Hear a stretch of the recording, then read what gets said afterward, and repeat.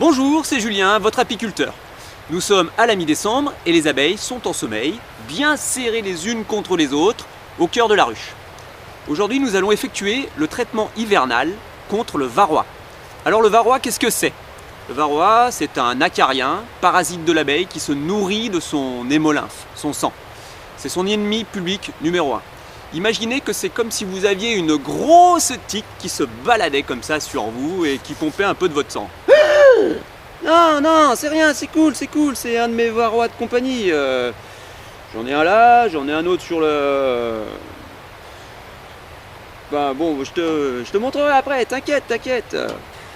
Bien, le varroa a une démographie qui est calquée sur celle de l'abeille. C'est-à-dire que la femelle varroa vient se mettre sur les larves des abeilles pour pouvoir se reproduire. Et en ce moment, dans la ruche, la reine ne pond plus. Il n'y a donc plus de larves, donc les seuls varroas restants se baladent sur les abeilles.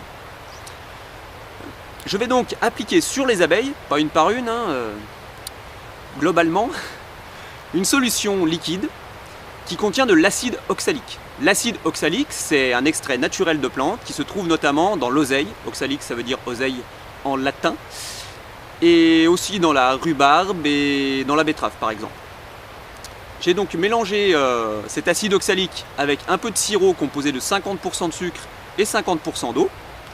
Et grâce à une seringue, je vais faire dégoûter 5 ml à chaque fois de cette substance entre les cadres des abeilles sur la grappe d'abeille elle-même. Ce produit va agir par contact et normalement éliminer, j'espère, à peu près 95% des varroas restant dans la ruche. Ce qui fait qu'au printemps, la colonie de l'abeille pourra repartir avec une pression varroa plutôt faible. Alors j'ouvre la ruche, j'enlève le toit, j'enlève le couvre-cadre nourrisseur. On voit bien les abeilles, on voit bien la grappe de l'abeille. Donc je vais mettre mon acide oxalique sur la grappe de l'abeille à raison donc de 5 ml par intercadre.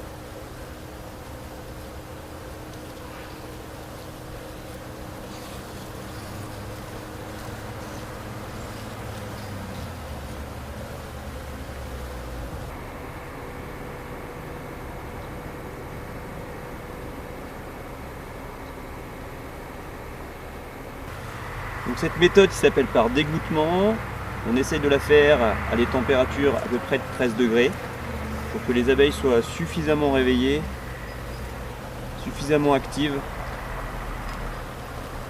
pour se passer l'acide oxalique les unes sur les autres. On referme, on les dérange pas plus longtemps.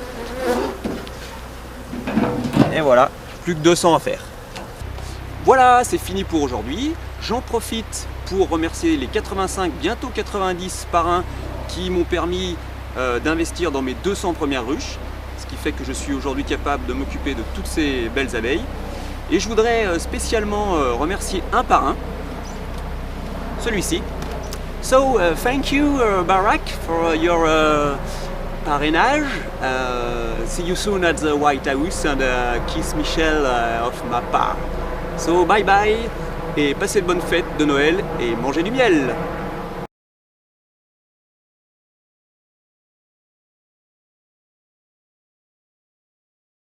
Comme dans toute vidéo, il y a un making-of. Donc petite présentation du making-of de cette vidéo. Les figurantes, un petit rucher, un rucher normal de 30 ruches. Ici les deux ruches vedettes. La ruche numéro 26, c'est la ruche à Barack. Ici nous avons donc l'équipe technique. À la vidéo Monsieur Dupier. Et le prompteur. Voilà, c'est fait maison. Allez, à bientôt pour de nouvelles aventures.